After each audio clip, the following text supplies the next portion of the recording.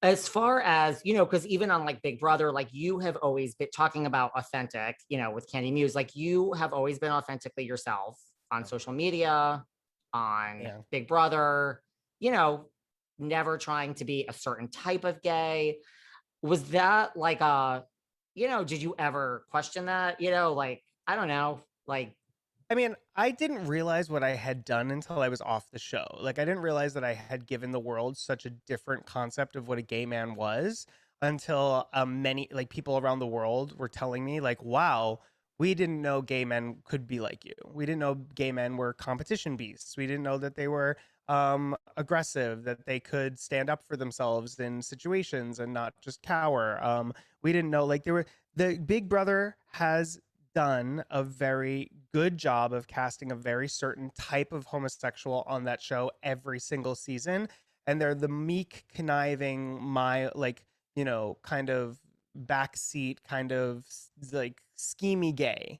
yeah. And they want that. They want that. And I truly believe that is because I had entered into the casting ring with a certain level of fame that they couldn't deny. They were so obsessed with the fact that like they were going to get like a YouTuber and a personality on their show for the very first time. I was the first influencer to ever be on Big Brother. Um, they kind of let the fact that I wasn't that type of gay go. And then I just kind of showed the world a whole different side of the homosexual, like I don't know, Kinsey scale, and You people were did. so receptive. And I've had so many people, like very straight, middle American, Midwest people, say things like, I thought God was going to punish all gays, but I can't imagine them doing that to somebody like you. And I was like, wow, thanks. And many times I've had stuff like that happen. And I don't know, I've become like the straight gay ally friend person. You And I love kind it. of I love have. it. You kind of have. I mean, yeah, like, it was more like meek or, like traditionally like straight acting ish, but Who?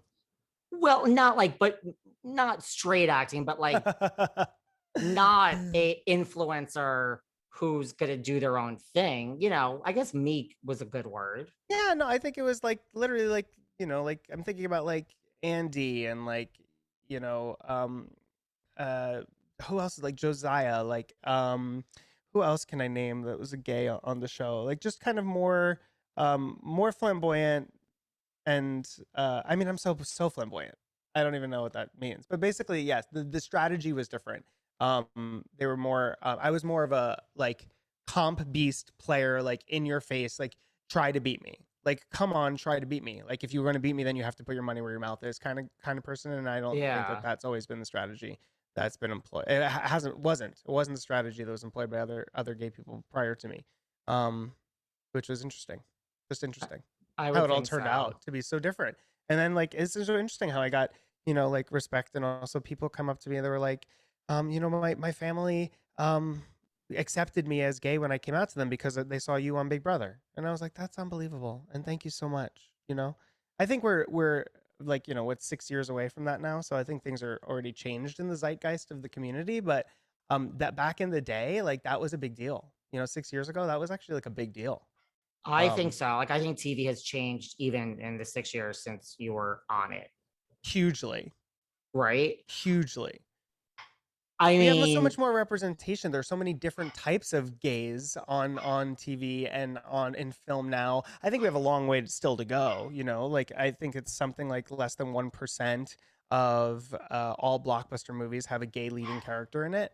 So we need to change that, and we need to continue to give the world different types of queer characters, so that it's not just all pigeonholed into one kind of genre. Appa, what's going on, honey? What are you barking I at? saw her him Come walking in here. the background Come here. before. What are you doing? I was like, I He's see a barking at dog. nothing. He's barking in the closet. I don't know. Maybe he sees a ghost. You're But like, um, but I think we're doing a much better job of that. But again, like in 6 years ago, it was a big deal what happened to me and what I did on that show. So I'm very appreciative that you said that and that you acknowledged that. Thank you. It's true. Do you watch shows like Pose? Like, do you watch Pose? Yes, of course. I watch Pose. I watch I just watched Halston, which I thought was wonderful. I I thought have that yet was to watch so it, but I heard nice. it's phenomenal. So good, so well done. Big fan. Um, I don't know. Pose is I watch great. everything. Yeah. Drag What Race, I think, is also wonderful too, to show the world all sorts of different kinds of queer characters, and also like that is a very has become a really embraced by the straight community show, which is so nice. You know, it's like becoming totally. an ally show. It's like many straight people are getting an idea of how fun, wonderful, quirky, and playful the queer world is through Drag Race, and I love them for that. I love them for that.